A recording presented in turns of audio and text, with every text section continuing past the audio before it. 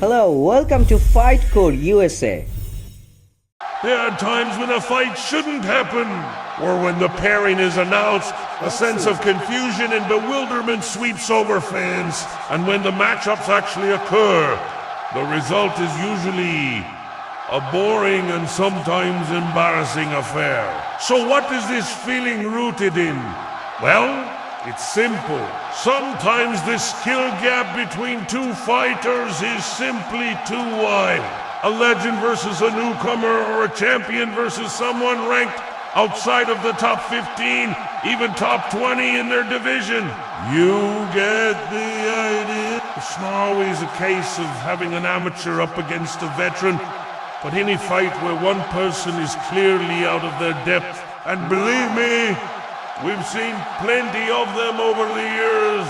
Some more recent examples include Francis Ngannou facing Curtis Blades at UFC 266, Israel Adesanya taking on Marvin Vettori at UFC 263, Amanda Nunes facing Megan Anderson at UFC 259, Tyson Fury fighting Tom Schwartz at MGM Grand Garden Arena, and Floyd Mayweather coming up against Andre Berto at the MGM Grand. Now, you might think it's a little harsh to call these matchups and fights back. After all, if the UFC, boxing promoters, or other combat sports organizations are willing to sanction the event, then surely it should be good to go, right?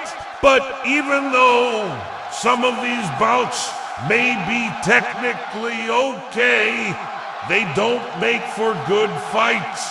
They're uncomfortable to watch in many instances and leave us questioning the logic behind the matchmaking. Why was this person put up against this guy?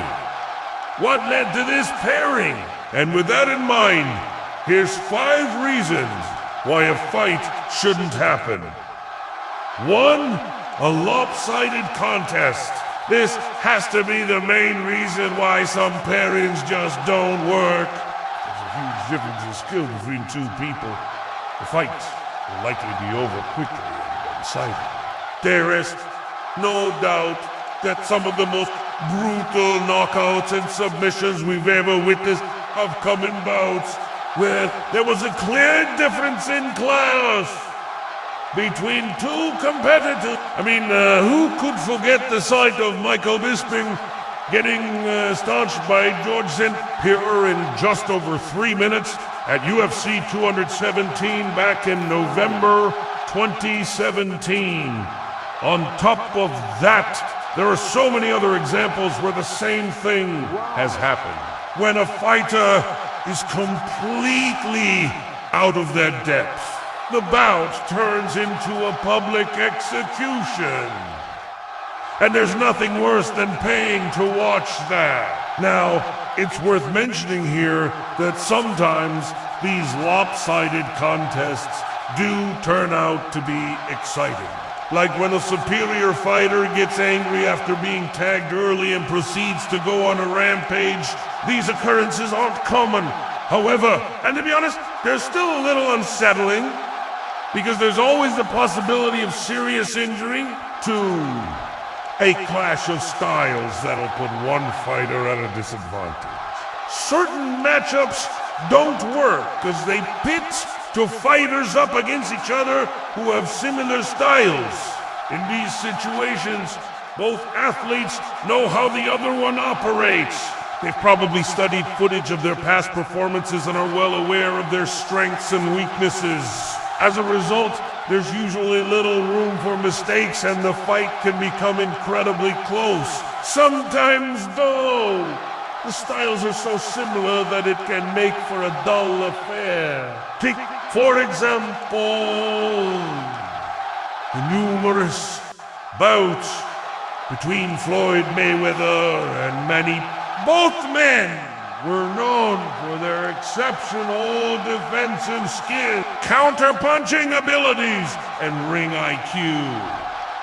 Because of this, the matches were more like chess games and slugfests, which left fans frustrated.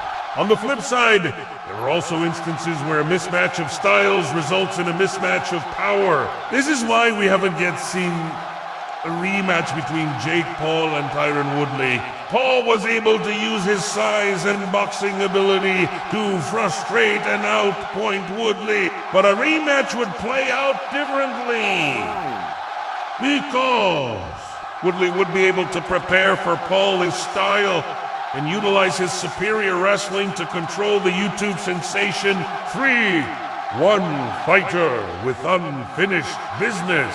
There are times when a fighter has unfinished business with another competitor. Maybe they were robbed of a win in their previous encounter, or perhaps they feel they didn't perform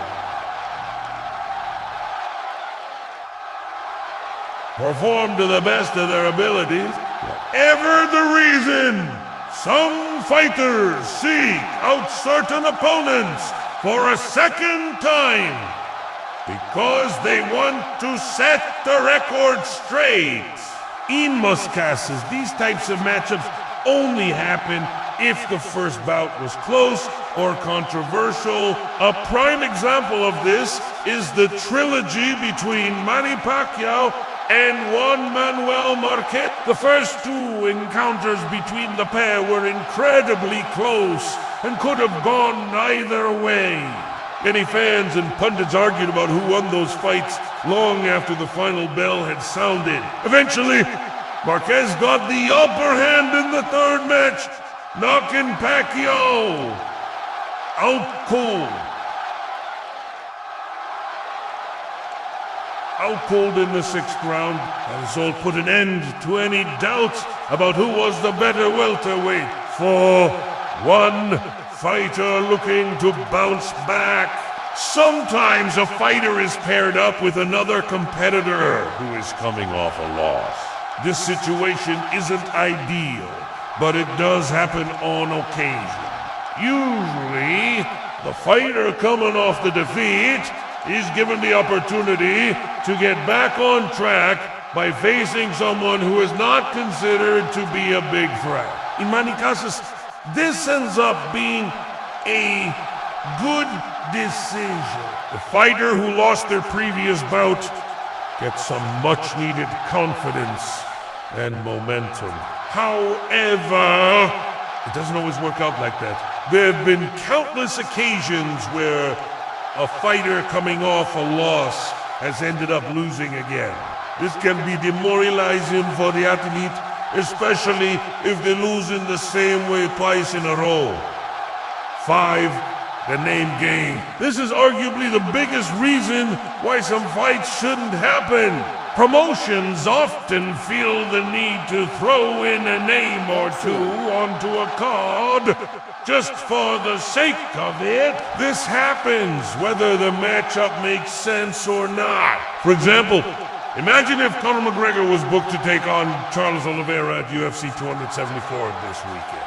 Yes, it'd be an interesting matchup, but the fact is Oliveira would be giving away 4 weight classes to McGregor. He'd have no chance of winning this fight. Putting such a lopsided contest on a card would confuse fans and potentially ruin the reputation of the lightweight division.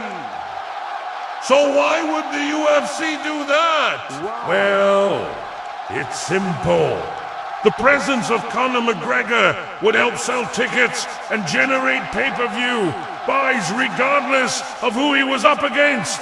At the end of the day, promotions have a responsibility to their fans to book competitive and exciting matchups. If they prioritize selling tickets and pay-per-views over providing entertainment, they risk alienating their audience.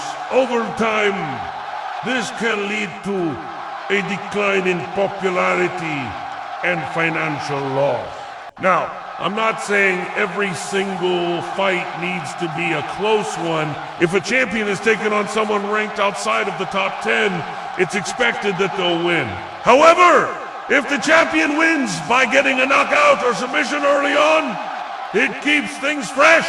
the champion looks dominant and the defeated contender can move on and challenge for the title again in the future. What do you think? Are there any other reasons why some fights shouldn't happen? Let me know your thoughts in the comments section below. Thanks for watching. I hope you enjoyed the video. Please like and share, and I'll see you next time. Okay guys, thank you for watching my videos.